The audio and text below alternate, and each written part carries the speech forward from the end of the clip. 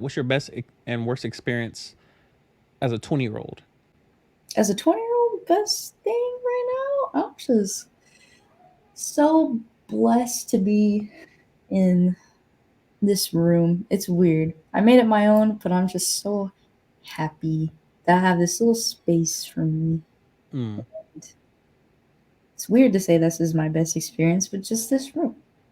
I mean, It's you're like, only 20 years in. well, I'm 20 years old, but Yeah, I'm but one you have so year. much. True, true, true. You have so much more life ahead of you that this would just be a stepping stone. Yeah. But I mean, this is definitely a thing. I mean, I remember when I first got my first dorm at Andrews. I Hmm. loved it. I was like, "Bruh, my own room? Yeah. What? I don't have to share a bathroom? Bro, this is dope, man." Real Loved though, it. it's the Yeah, little things. So, facts. worst thing though, as a 20-year-old, I'd say um, continuing to understand my emotional maturity. Um, you say I'm mature, which I appreciate, but internally, I feel like there's a lot of things I still need to think about or perceive differently Mm, uh, to be on that spectrum of emotional maturity. I say that because I feel like recently I've been developing a lot of connections with people, male and female now, that I'm realizing a lot of negative aspects about myself that are now being obviously I'm using them now because at the time or most of my life I haven't had anyone to like mm-hmm, just talk to or someone to care about me in that aspect. So it's been a learning curve for me, mm-hmm, which is weird, but I just didn't really get that social aspect totally or appropriately. mm-hmm. Um, so yeah, I'm humble about that. I'm not.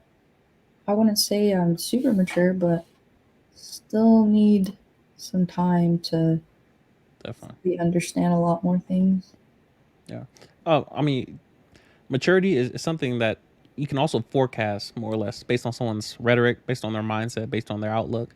And of course, my perception leads to my deception often. That's the Mhm. best, like the Tinder swindler. The best way to Yeah. deceive someone is to tap into their perception. And like, if I can just get them to think about something a certain way, I can Mhm. deceive them later. So that's definitely a thing.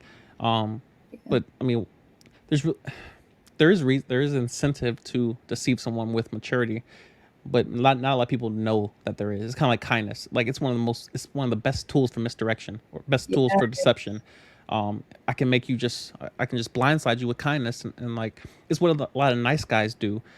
They try to be friends and like, well, I just want to be nice with you, and he's mistreating you. He's let me save you from these bad men out here, but ultimately they want something secretly, and the first time they get opportunity, they're gonna move in for the kill.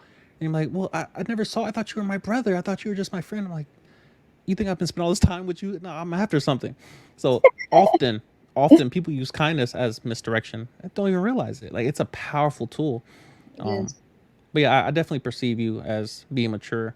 And of course that's relative to your age. Like there's only certain you can't know what it's like to go through menopause. You're 20, so there's certain experiences and certain level of maturity that you will gain over time. There's no correlation between wisdom and age, but there's a experience comes with age, and it's a very efficient way of learning. So Yeah. you do have a high level of wisdom at your age, and hopefully you're able to maximize it. And it sounds like you have a lot of good people around you, a lot of people that are helping ground you and help point you in the right direction.